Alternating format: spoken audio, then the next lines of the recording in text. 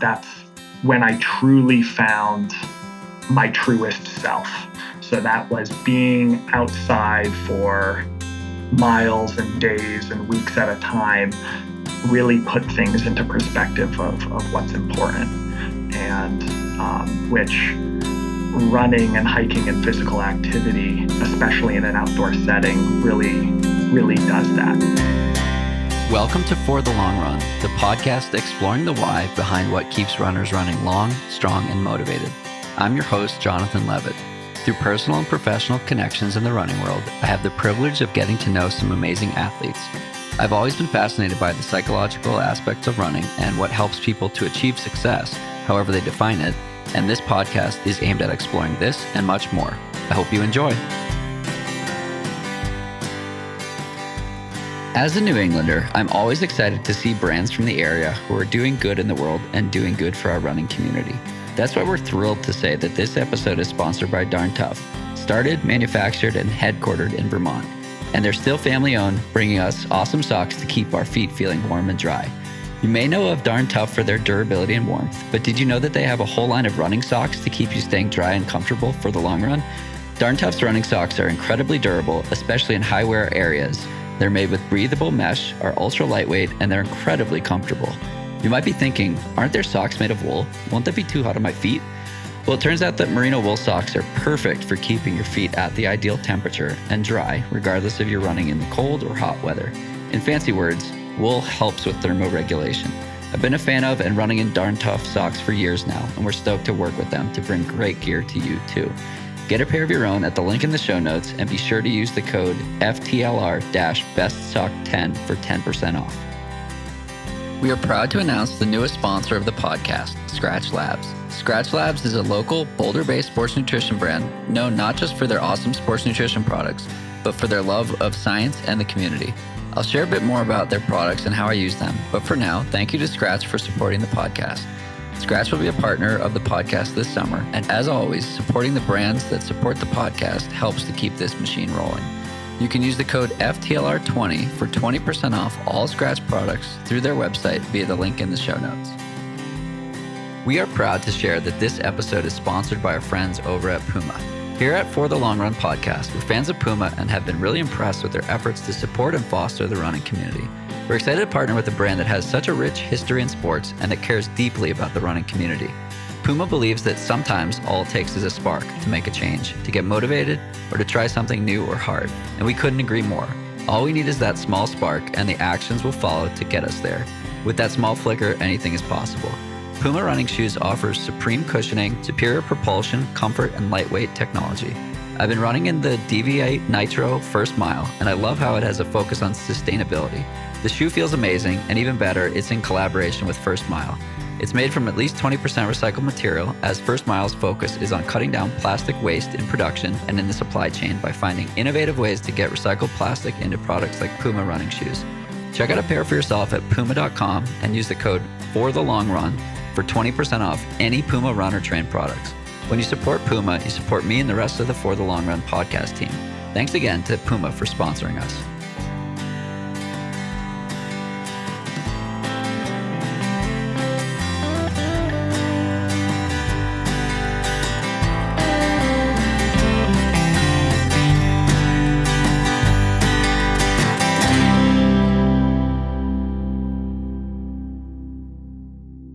And welcome back. I have Owen Rachampbell, or Owen Stone Soup, here joining me today. Owen, thanks so much for taking some time to chat. Yeah, I'm happy to be here, John. Thanks for having me. Of course. So the first question of this podcast is always a tough one, and it goes a little bit like this. Who is Owen? Ooh, that's a great question. Already in the hot seat over here, The John. seat's going to stay warm the whole time. Yeah, well, that's great. That's how it should be. So Owen Rachampbell is my name. Stone Soup is just how I introduce myself as a way to say my name is Rachampbell, how you pronounce the name. And my trail name is Sir Owen Van Grizzle, the Duke of Beartown, which dates back to 2010, the first time I hiked the long trail. But I'm professionally, I work for Darn Tough Vermont socks in Northfield, Vermont, what we call the sock capital of the world. I worked here the last 6.5 years, attracted to the brand years before that. They were the only socks I wore, and kind of as a local guy here, born and raised in Vermont, just constantly looked at jobs at the company because I really liked the product. I really liked what the product stood for. And for other pieces for who I am, I consider myself, an outdoorsman, a hiker, a runner, a family man, and just a diverse interests and backgrounds. I would consider myself perpetually curious, I guess, and a big DIY guy myself. Yeah. Perpetually curious. I'm going to latch on to that out of everything that you said. I think curiosity is one of the best traits that someone can have. I think if you're consistently curious about the world and about your potential and about your abilities and about other people, it can lead you to some really interesting places, athletically, professionally, and in general. Have you always been a curious person? And talk to me about what that actually means when you say perpetually curious. Yeah, I think I always have been a curious person, and it was really driven into me from a young age. I come from a family of learners where the example I'll use is my grandfather couldn't afford a college education. He was born during the Depression, and his family could only afford to send his brother to school. But that didn't stop him. He found a way to take night classes. He found a way to constantly be learning. And then he went back to school for his master's later on. And then he retired, and at the age in his 60s went back for a second master's because it was about learning. It was about, bettering oneself.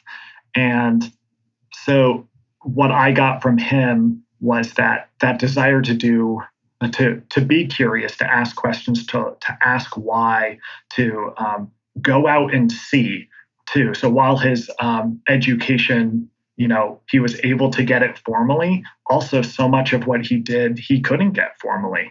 And so it was, again, going somewhere to see rather than read about it as well, experiential learning and finding new ways to do things and be better and push oneself and see what you're capable of. So where does the outdoor aspect connect to the curiosity? So for my life, for my family, I was born on a family farm in rural Vermont. And so right off the bat, growing up, my brothers and I were kind of, we had each other, and we didn't, this was of course pre-cell phones and everything else, but even my parents didn't get cell reception at their house until within the last year or two. So pretty isolated. Also mixed, being in the outdoors, being raised that way really gave us that exploratory drive, I guess. Get out in the woods, see what's out there. And then also for that same grandparent that I mentioned earlier, for my grandfather and my grandmother, they didn't have a lot of money for a while. And so family trips for my mom and my aunts and uncles growing up was camping because it was affordable. So that was kind of a great way to see the world and see what's out there and take a vacation locally. And then similarly, through family as well, my brothers and I were incredibly involved with the Scouts. So that was really drove home a sense of self-reliance, as well as really backed up all of that outdoors hobbying. Cool. So we got connected to talk about thru-hiking and running and a little bit about socks as well. But talk to me about your background as a runner and then leading into thru-hiking. Yeah, totally. So growing up, cross country was kind of my sport. And it wasn't that I wasn't the varsity guy. I was there because I found friends through running. And it also started because I kind of needed that gym credit in middle school and high school, right? But what kept me around were some of my best friends, and that sense of community that was right there, with the shared purpose of running after school every day or training over the summer.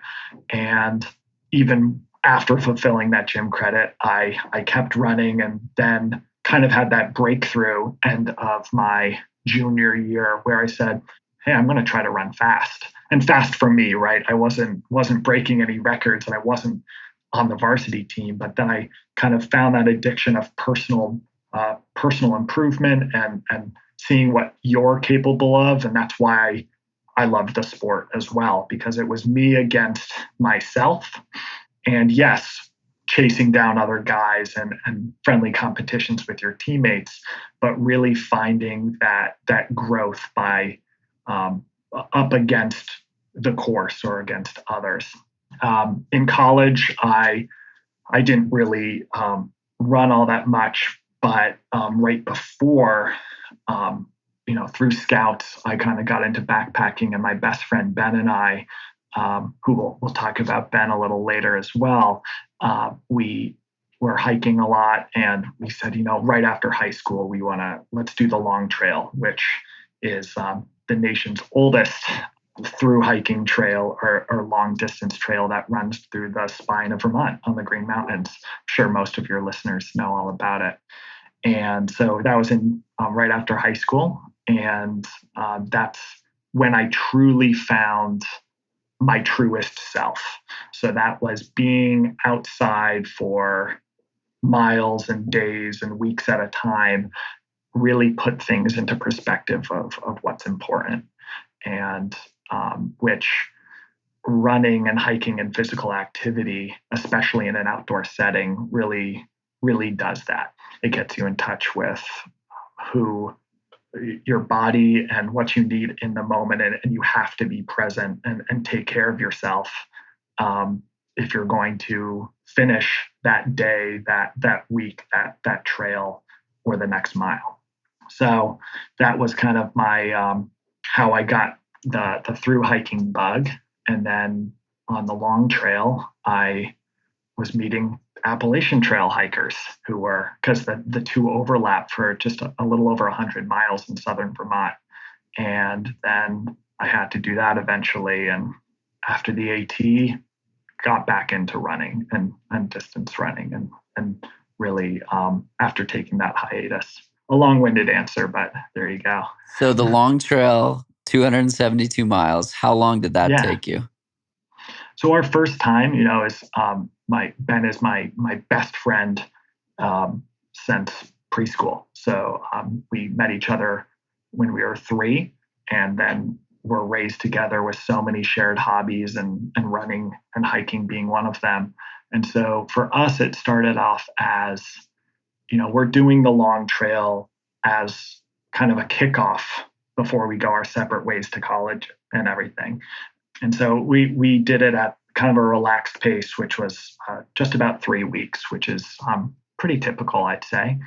Now, fast forward a couple years ago, Ben, that same friend, is the current fastest known time holder for the Long Trail in just under 4.5 days. And I was his crew captain, one of co-captain for that. And I've done the trail a couple more times as well. So it's 3 weeks for that first time. And then we've both done it since, faster and slower. So a lot of the listeners are road runners, trail runners. Mm-hmm. We talk with a lot of people focused on the marathon. We've got a lot of people focused on the 100-mile distance.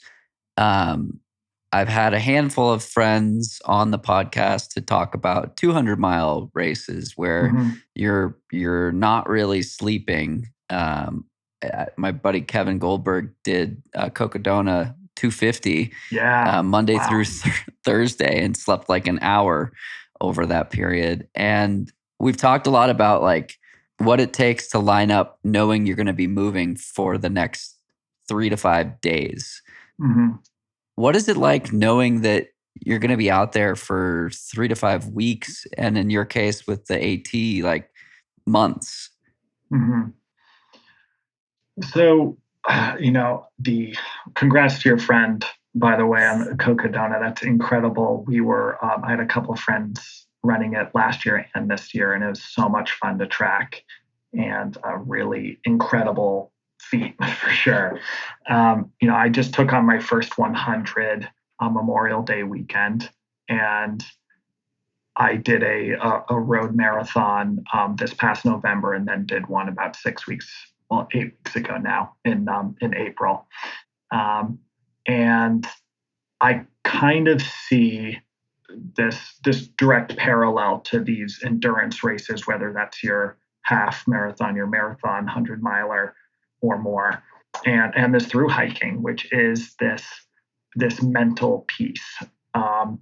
So a stat that, to talk through hiking for a second, a stat that I heard a couple of years ago was for the Appalachian Trail specifically, about half of people drop out, prospective through hikers drop out by about 300 miles in, 300 to 400 miles, because that's when it turns from a physical game into a mental game. And you have to ask yourself, why am I out here? Why am I doing this? And, to get your trail legs, it takes a couple weeks. Or in the case of my 100 a couple weeks ago, which was an incredible experience and incredibly humbling as well, I think the first 30 miles were harder than the last 30 miles. And getting yourself warmed up, finding what's sustainable, and then finding that purpose to keep going and to maintain your health, think long term, of knowing that those little tiny things at mile 20, or for your friend, mile 80 of 250, right? If you don't fix those now and you don't focus on the short term, it could all blow up the entire journey later on. Similarly, my marathon 8 weeks ago, it wasn't my first road marathon. And I remember hitting the halfway point at 13 miles and thinking, wow, I'm halfway, but I'm only halfway. I have to do all of that again, right? So perhaps an indirect way of answering your question, John, but it's that mental purpose. And that purpose can't be, for me at least, it can't be about accolades. It's not about, checking a box, or else you'll be miserable, right? It's about, in the moment, deciding to keep going because you can, or finding that thing, short-term celebrations or short-term goals within your race or your multi-month hike. So Is that making sense? Yeah, you said a couple of things in there. You said with through hiking, people, particularly with the AT, people drop out between 300 and 400 miles. And that's where it switches from physical to mental. There's a lot to unpack there. You said two specific things. People need to figure out, why am I out here? Why am I doing this?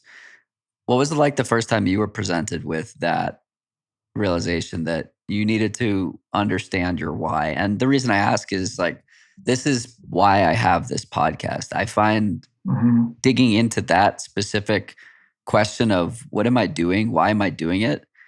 To have incredible power once you have the awareness of what's going on, because then you can replicate that process to be better at anything. So I'm specifically curious around your through hiking, or maybe the 100-miler. But when were you first presented with the tangible, I must answer this question right now, otherwise I'm done? So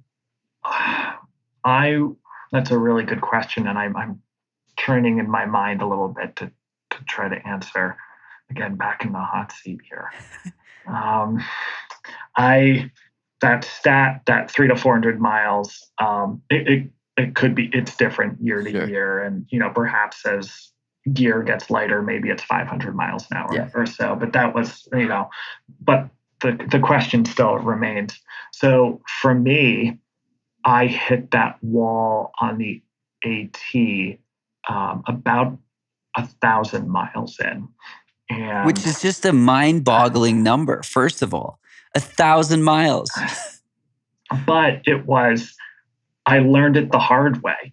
So what often happens, and the same thing could happen too in someone's training block, in someone's race, is they're feeling really, really good. So I got about 3 weeks to a month in, and I felt great. And so I started pushing myself. How many miles can I do today? Mixed with, there can be I'll call it toxic mentality out on the trail, where the value you have as a hiker, at least when you're out there meeting other hikers, is how fast you are or how many miles you did that day, which is really dumb, right? Because me doing 10 miles one day might be as hard for me as it is for someone to do 20 or 30 or more. But there's this, well, you might have to edit this out, but a dick measuring contest, in lack of a better word, right? And it happens in every sport. It happened, it's gatekeepy. It's unfair to people who are out there for the same reasons as you, but to find themselves, who might not be as fast or might have a disability where they physically can't get out there. And I'm off on a little tangent, then I'm going to bring it back. It took me a while to recognize that someone's short hike or walk or trail run in a local park is as legitimate as an outdoor experience as someone getting their triple crown of hiking, right? And someone taking on their first 5K might have the same gravity as someone taking on the Cocodona 250 in terms of mental capacity and physical challenge. And all of this is to say, John, that I kind of fell victim to that purpose between mile like 500 and 900 being, ooh, I'm going to go out there, I'm going to bust big miles today. I'm going to hike fast. I'm going to cover a lot of ground, and not actually stop to enjoy the views as long as I could. And so that equaled me pushing myself too hard. And then I developed shin splints. And so that was that literal moment where I woke up one day and I said, something's not right here. And I had to get off trail for a couple of days, because going down this hill out of Shenandoah and then a little bit beyond, every step hurt. And I said I pushed myself too hard, and to get back on trail when you wonder, am I going to heal, was that big step for me. And then after that turned into a moment of reflection for, yes, why am I out here? Because what I'm doing is unsustainable.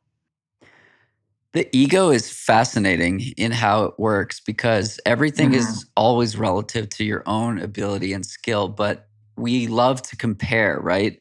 I live in Boulder, Right. and I'm like average compared to a lot of the professional athletes out here, and I'm friends with a lot of the professional athletes. And so just this morning, I'm running hill reps up Chautauqua, which is like a, 15% grade.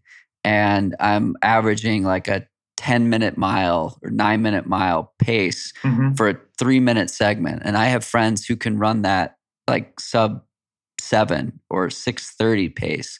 And I'm like, well, it's not really impressive. And then I look at the grade adjusted pace, and like I'm impressed by my own numbers when I look at it that way versus the overall average pace that's not adjusted for it. And I found myself in that comparison trap of, well, it's really not that impressive, or it's pretty pedestrian. And then people message me and they're like, holy crap, how did you go so fast? And so it's that perfect dichotomy of, we're always comparing ourselves to others. And if we just instead can look at like, wow, I ran 5 by 3 minutes hard uphill and was spent and like could not push any harder. Or in your case, you had just rattled off 900 miles at a slightly above sustainable effort. Or you talk about the person gearing up for their first 5K and they're out there doing a mile a day or 2 miles a day. And to them, that's sustainable progress. Like, it's fascinating. I spoke with Kelly Vaughn on this podcast. She was training for her first half marathon. And I had Martinez Evans on here. You know, he talked about back of the pack marathoning and pushing himself for 7 hours and over a marathon.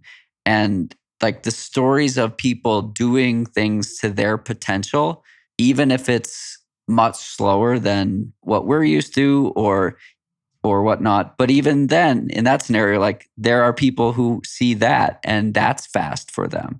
And so it's this wild dichotomy of we're stuck in the comparison game when the comparison or the evolution should be, well, did you get the most out of yourself? And did you respect your own skills and abilities to push forward in a sustainable manner for what you are capable of? And it's like you were presented with shin splints as a reality check to say, okay, this dick measuring contest is unsustainable.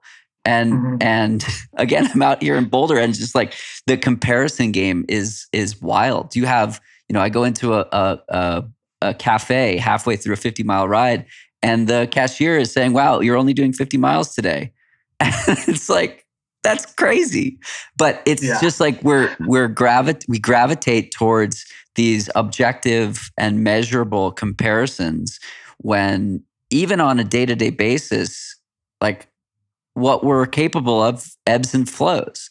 And my example of this, or my role model in this conversation around ego and getting the most out of yourself, is Grayson Murphy. Grayson Murphy is a recent world champion in uphill race in just a couple of weeks ago. And what she said was, on the day that she became a world champion, again, I think, my goal today is to get the best out of myself. If that gives me a win, fantastic. But if I can be proud of emptying the tank, that's what I'm proud of. And that's what I want to achieve on this day.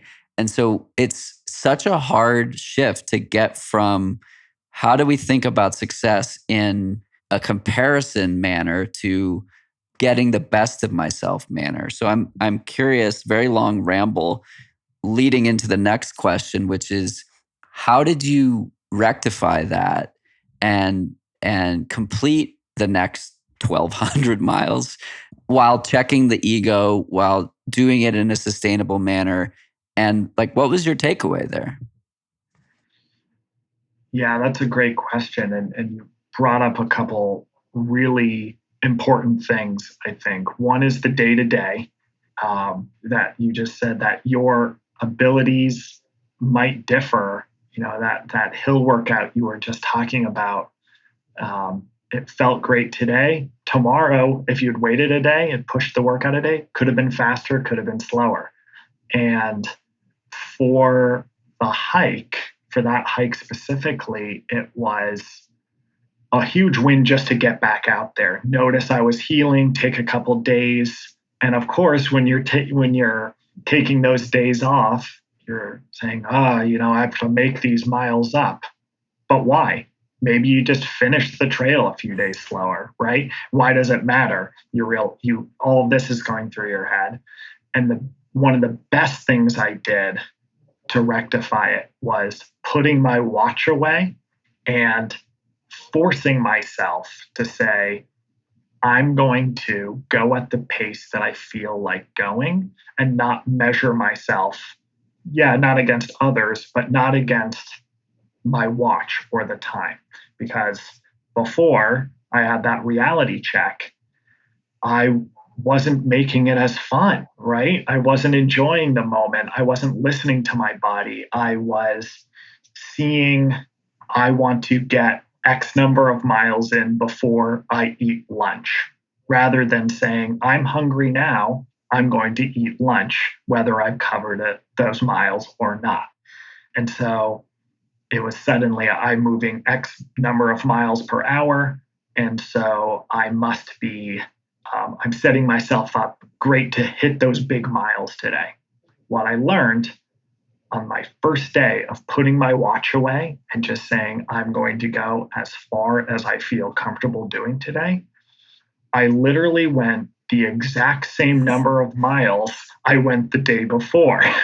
And that's not a joke. I wish I had my journal here to read it to you, where the previous day I had kept track of, well, I want to do 10 miles by noon, and then I'll take a break for half an hour, and then I'll bust out some more. And then instead, I said, I'm just going to hike today. I'm going to hike at the pace that's comfortable. I will have I'll know the landmarks from my map and my guide, but I won't know the time. And I enjoyed the views. I took the breaks at the stream to have some fresh water, or sat a little longer. I just had lunch, but here's a nice view. I'll eat another snack here. And like I said, end of the day, I saw, I'll go to this campsite and look at that. It's within a mile of how far I hiked yesterday, and it was a way more fun day. I wasn't trying to hold myself up to a number of miles or a pace, and it was much, much more enjoyable. The same translated into my training block for my marathon and my 100 this winter. Training in winter in New England is really fucking tough. You build your plan for the week or the next 2 or 3 weeks, and immediately you Snowstorm. have to, snowstorm, or it's colder, or hey, I'm doing a workout today and I set some splits for myself for some pickups, and it's cold today. Or it's icy today, and it's just that pace. When I have to have 3 layers on, I can't keep up that pace. So working with a friend, my friend Seth suggested you should do all of your training for the first, I had a 14 to 16 week build. The first 10 weeks is completely off of time, not pace. So rather than trying to hit 50 miles this week, we're going to have you run 6.5 hours, or, it may not have been exactly that, but my point, because one day running an hour, depending on the weather and how you're feeling, that could be, 8 miles. That could be 5 or 6 miles. And particularly Yeah. where you are, I went to a wedding up near the Long Trail in Vermont, near Killington. And I was planning to run like 12 miles that morning for my long run. And like 2 hours in, I had moved like 5 miles or something silly like that. It's so hard. And it's so hard. Yeah. Was that mountaintop that you were up at the wedding? I think so, yeah. Yeah, that's or one of those spots down near Killington is just gorgeous, but hard. Right. And especially with trails just opened at high elevations for us around Memorial Day weekend because of fragile alpine vegetation. So in the mud season here, we call it the 5th season in Vermont for a reason. You training for a 100-mile trail race and not being able to get on the trails is also a challenge as well. So yeah, all of this is to say, whether you're comparing yourself to others or comparing yourself to a time that you've set or a pace for yourself, it can create a really mentally unhealthy place, I think, for myself, For sure. if I do that. Now, that all said, it's healthy to set goals and stretch goals for yourself. I want to race this marathon and set a PR, or I want to get that FKT, or I want to hike X number of miles a day. And where I think the difference in thru hiking versus like building for a race occurs is that your through hike over weeks or months, it isn't all culminating into that 24-hour race a day or a few hours or minutes if you're trying to set a mile PR, a 5K PR. You have to live it day in, day out, and you're not just filling the tank metaphorically with food or health. You're literally building the tank and keeping it strong so you can perform when you need to. Yeah, makes sense. If you've been enjoying this podcast and can spare 90 seconds of your time today, can you do me a favor? Can you pop over to Apple Podcasts and leave a review? It helps other people find and enjoy the podcast too. Thanks so much. Over here at For the Long Run podcast, we are enjoying the heck out of summer. And who is helping us stay hydrated and stoked on our summer running adventures? HydraPak. HydraPak is our newest partner, and we couldn't be more excited to be supported by them. Haven't heard of HydraPak? Check your hydration vest for collapsible water bottles, reservoirs, or your favorite handheld. It's most likely a HydraPak hydration vessel. They've been helping us stay hydrated and happy out on the trails for years, sometimes without us even knowing it. Well, the time has come to get to know HydraPak. We love that every product can be a universal replacement for any reservoirs or flasks in any of your vests or packs. Their products are designed for runners, by runners, so we know that we're getting the best design for our running needs. They also provide safe filtration systems so that you can stay hydrated and healthy while you're out in the alpine backcountry this summer. When it comes to summer adventures, I'm most stoked about their filtration system.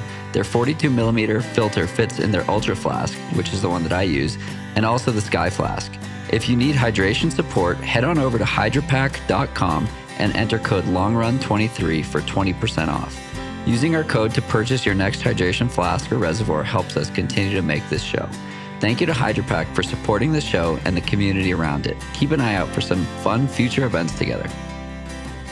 We are proud to be sponsored by a local Boulder-based sports nutrition company that we all know and love, Scratch Labs. As you may know, last year I went to their facility here in Boulder and got a sweat test done. They were able to tell me how much salt I'm losing during a workout and recommend sports nutrition from there. Long story short, I'm a salty sweater and need to replenish perhaps more than the average person. But that's not all. About a year ago, I started working with sports dietitian Kylie Van Horn. Kylie is the owner of Fly Nutrition and a coach within Microcosm. I was having a lot of GI issues pre-run and during the run, so David, my coach, suggested I work on nutrition with Kylie. I switched my nutrition pre-run to purely liquid fueling, and while that didn't solve 100% of what I'd been dealing with, it sure has helped. Fast forward a year and more, and Scratch's products have helped keep me fueled and energized through plenty of strong workouts and long runs, as well as some big adventure days in the mountains. Their super high carb mix is exactly that. It's full of what you need and goes down super smooth. When you give your body what it needs, you'll truly enjoy it for the long run. You can grab energy bars, chews, hydration mix, recovery drink mix, and super high carb drink mixes for your big days from scratch to fuel your training and upcoming adventures. I use the lemon lime super high carb mix every single day. I use a half serving within an hour of all morning runs, and it's my main fuel source for road long runs. For trail adventures, I use a couple servings in my bottles and supplement that with the chews or other fun trail snacks. You can use the code FTLR20 for 20% off your order at the link in the show notes. Thanks again to Scratch for supporting the show. This episode of For the Long Run podcast is sponsored by Puma. For 75 years, Puma has been pushing sports and culture forward with innovative design and development. We are honored to have Puma supporting this show and supporting the running community at large. My greatest compliment for running shoe is, I didn't think about it once. The purpose of having the right gear is to enable you to do anything you want out there. When I'm running in Puma's DV8 Nitro first mile, all I'm thinking about is literally anything else. I think about the community, I think about why trying hard things is so rewarding, I think about how cute Alfie is, and I think about how much I love tacos, and I think about the big things like how I want to leave each place I inhabit better than I found it. You know what I'm not thinking about? What's on my feet. And that's the best thing about Puma running shoes. They're designed to help you get out there effortlessly so you don't have to worry about what's on your feet. Just need to worry about putting one foot in front of the other. Check out a pair for yourself at puma.com and use the code FORTHELONGRUN, all one word, for 20% off. Again, when you support Puma, you're supporting me and the rest of the podcast team. Thanks again to Puma for supporting us.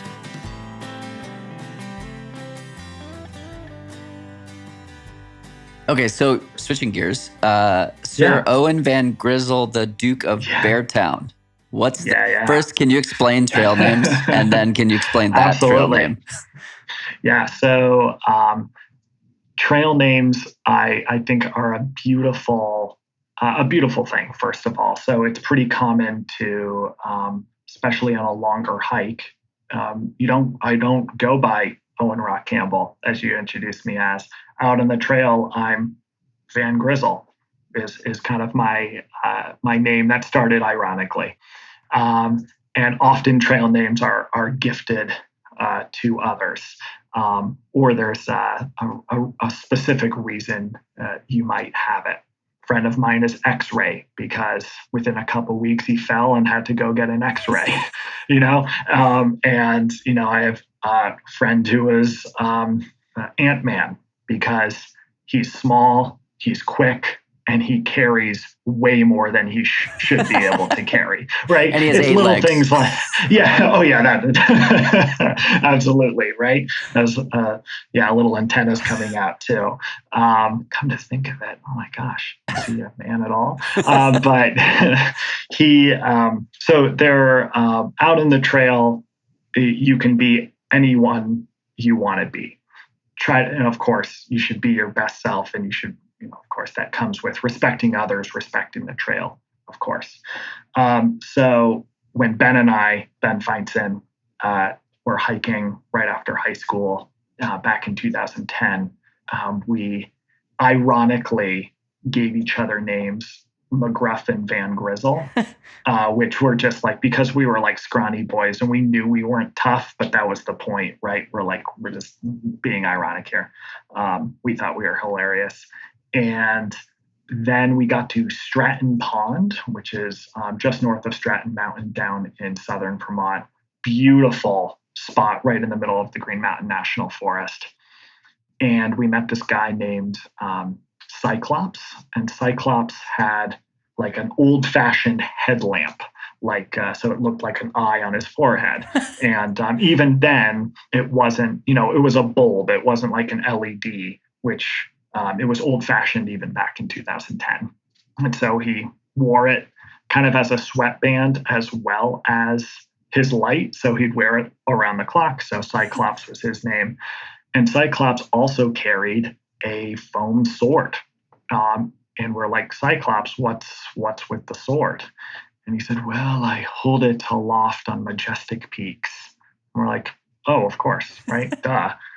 Yeah. So a Cyclops was, I think, a great example of the why, that we had this clear purpose for us of we are hiking this trail. We are going from the Massachusetts-Vermont border to the Canadian border, the length of Vermont. This is something we want to do. Cyclops, I'm sure other people have met him if they're hikers in Vermont. He wakes up in the morning and he picks a direction. So he's out there for a couple weeks every summer, and he doesn't have a clear end goal other than to just be out there, which is beautiful. And, if he's running low on food, well, maybe he'll head towards town to resupply. Otherwise, it's, hey, I like this person, I'll hike with them a day or whatever. I digress, but we kind of, I could say it was 100% his idea, but we did kind of plant the seed that maybe he should do a knighting.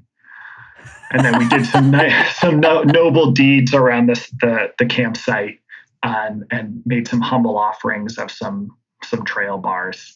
And then he called everyone out of the shelter for a knighting ceremony.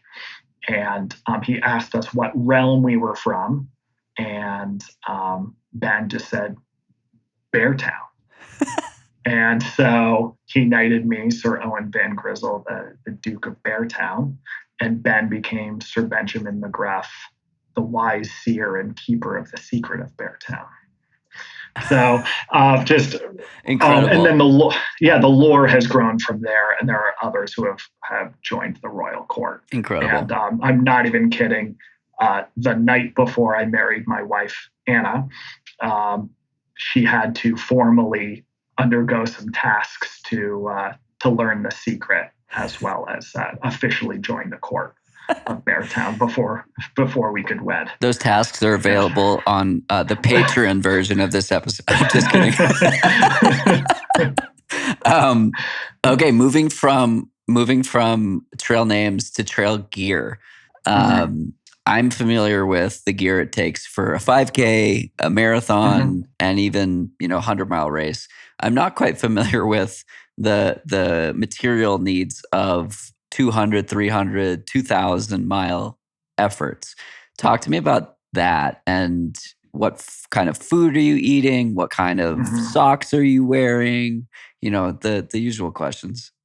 Yeah, so for I think the Venn diagram of gear for trail running and hiking is getting more and more to be a perfect circle.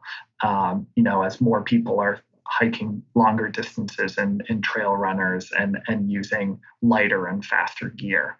And of course, it's not much of a step for your listeners who are more road focused to see the benefits of that translate from a brand's road shoe into their trail models.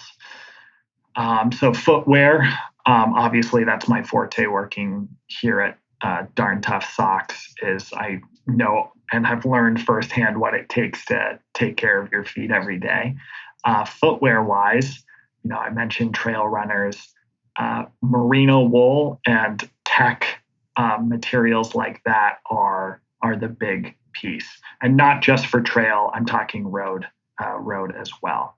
So obviously, good socks can make or break your experience, because you could have the best possible shoes for the activity you're doing, whether that's your 5K, your 100-miler, your hike, your walk around the neighborhood, your ski, your snowboard.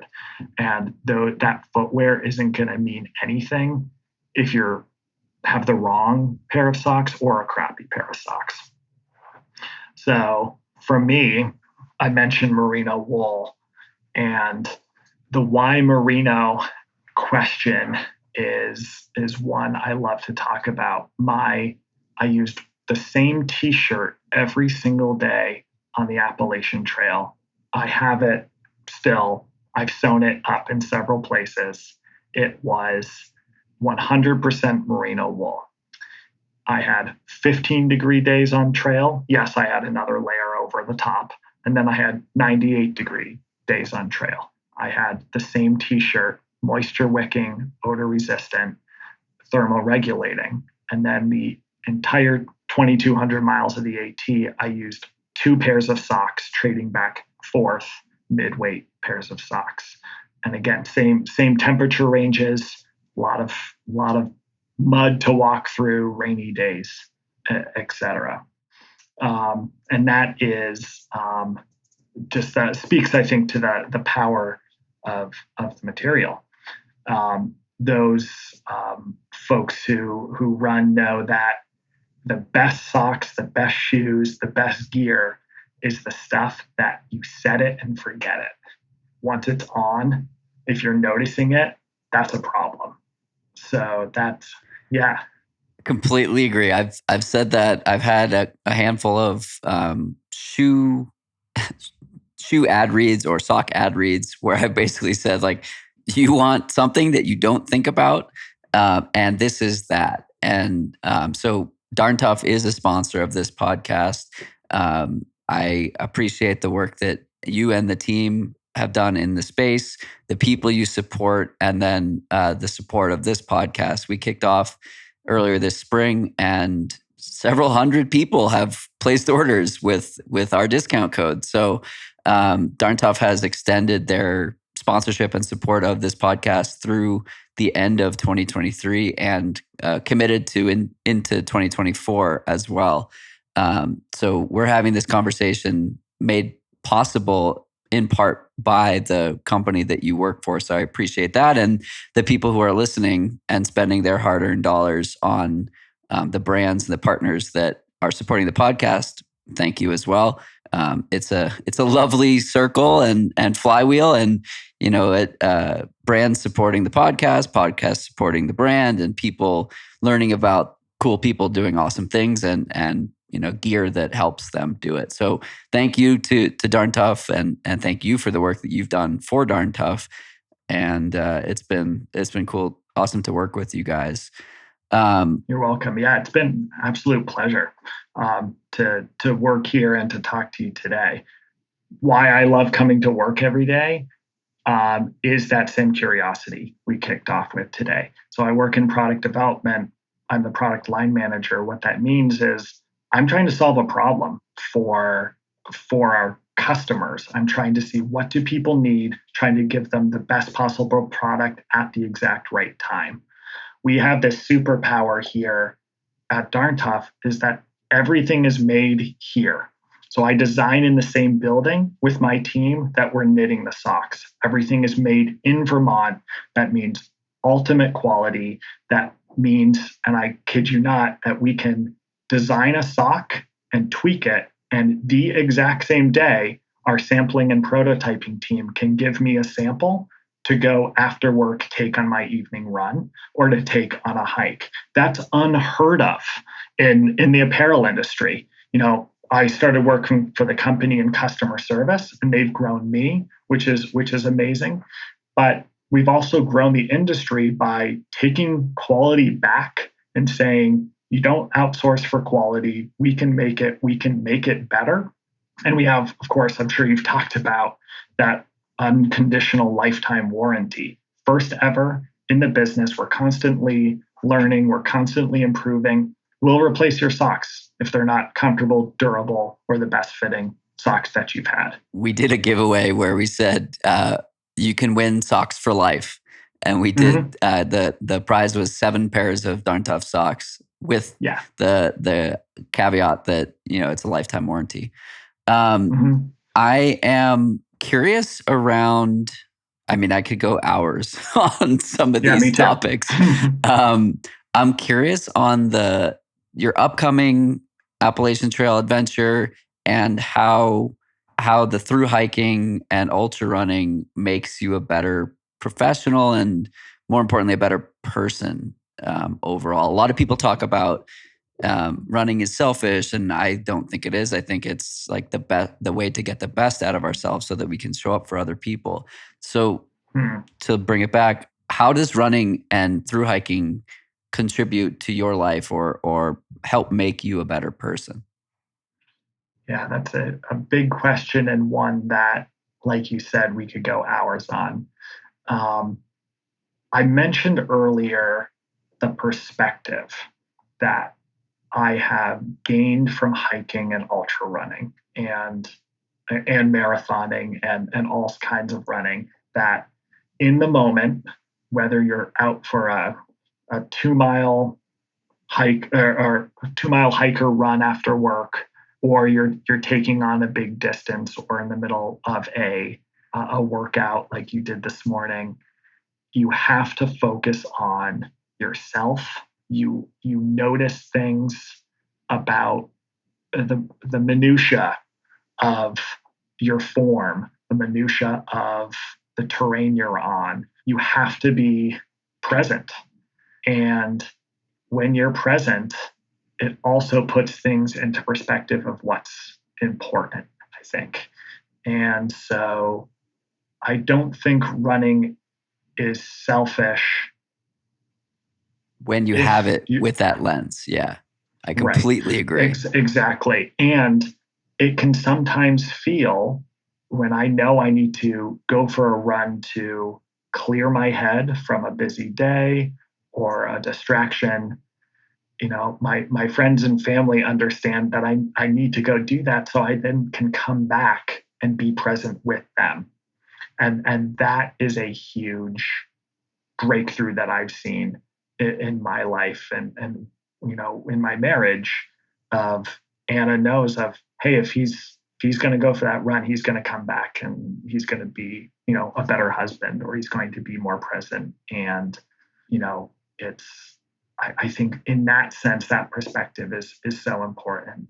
And then in a long haul, I mentioned the perspective of what's important in life, right? We all compare ourselves or fall into the trap of consumerism or social or distractions.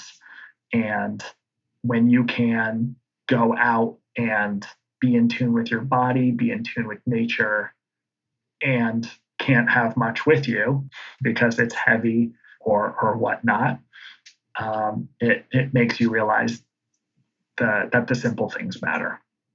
Totally. I think. I love that. I think my last question is around the adventure you have coming up in 2 weeks. So when this episode launches, you will be somewhere on the Appalachian Trail. Continental Divide. Continental Divide. Right. Yeah. So I'll be hiking through your neck of the woods sometime later this year. What are you most excited about? So everything I just mentioned was part of the conversation, of course, with my wife for us to reserve the time for this hike and make sure we are prepared to do it. My wife Anna and I trail named Toomi. That's a story for another time. Toomi. This is an adventure on the Continental Divide we're taking on together. We fly out in early July and we'll start hiking southbound from the terminus in Glacier National Park at the Canadian border. And then we're budgeting 5-ish months. We'll see, right? Per our conversation earlier, we have to see what's sustainable for us once we get out there. So back to your question, since my Appalachian Trail hike in 2017, I have missed that sense of self that we just talked about, that sense of being present, that sense of what's important, as well as how beautiful the trail is, and not just those peaks and not just, those vantage points and those destinations, that rock or that tree that you might pass at any point in the trail. And we talked about that mental shift that happens several hundred miles in, that you have to ask, why am I out here? Because you're physically fit and now it's just you and your thoughts. And for us, me and Anna, it will be the two of us and our thoughts, and it'll be a really great challenge for us to find that sustainable purpose together, I think. It won't be easy, and we know that. You hear all sorts of stories about folks on big hikes who, it wasn't for them as a couple, perhaps. And we've done shorter adventures of several weeks together, and we're confident it will. But it will be not only being present with ourselves, but that other person. Really looking forward to that. I'm also looking forward to this trail in particular, as it is kind of the underdog. Everyone knows the Appalachian Trail. Everyone knows the Pacific Crest Trail. The Continental Divide has just a fraction of the number of people who attempt it. And it is not fully routed, meaning there's no official route. There are some parts that you have to get out the map and compass, perhaps, or choose your own adventure for a couple hundred miles here or there. And just the beauty in the remoteness of the trail and the fact that it is less popular, I guess, I'm looking forward to. I am a stranger to higher peaks. I think that the trail, the lowest points, 4,200 feet, goes up to over 14,000 in Colorado. And the highest point in Vermont is just over 43. So very different type of hiking. And not easier or harder as a single definition, just a different adventure. I was out in Leadville this past summer and seeing people doing the Continental Divide Trail, having just come over Independence Pass, and they were just like so stoked to get a resupply in little town Twin Lakes. And they just seemed to be having a hell of a time, just like a really, really good time. And it was super cool to see. I lied. I have one more question. Yeah, absolutely. So for someone who's listening, maybe they're familiar with Darn Tough, but they haven't bought a pair. What would you suggest as a first step for them? Yeah, I think we have over 480 style colors that you can choose from, and it can be overwhelming. For folks who are new to it, we have a great sock finder on darntough.com, or you can ask your local gear shop to give you a recommendation. I would say think about your end use goal. So we are designing socks that are end use specific. We are the best selling hiking sock in the country, but we have, over 100 models of hiking socks based on preferences. We have something for everyone. We have run socks. So if you're looking to run, you're looking for something to hike in, something to ski in, something to just for everyday wear. Look for the categories, because we're designing around that end use specific goal and the footwear that's associated with it to create that footwear system. I would say when in doubt, go with something that's a micro crew cushion, lightweight with cushion or midweight with cushion. That's kind of, I think, a best sellers for us for a reason. That means cushioning underfoot with enough of that amazing merino wool to wick moisture, as well as impact protection on your run or on your hike. I run my road races in ultra lightweight with cushion. I hike in lightweight or midweight with cushion. That would kind of be my the sock you can do in anything, I think, is ultra lightweight or lightweight with cushion. Long-winded answer, but you're the guy to ask. Yeah, I am.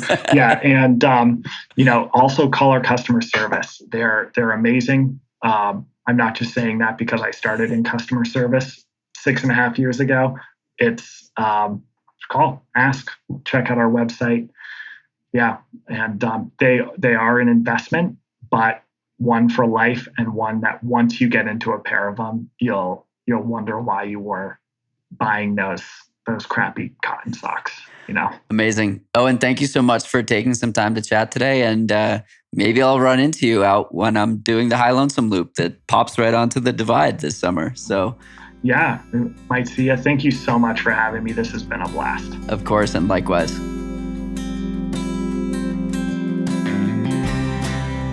That's it for today's episode. Like many long runs, it's sad when it has to end. I hope you join in next time on For the Long Run, and in the meantime, happy trails. If you enjoyed this episode, it would mean a lot to me if you shared it so that others can find it and enjoy it too.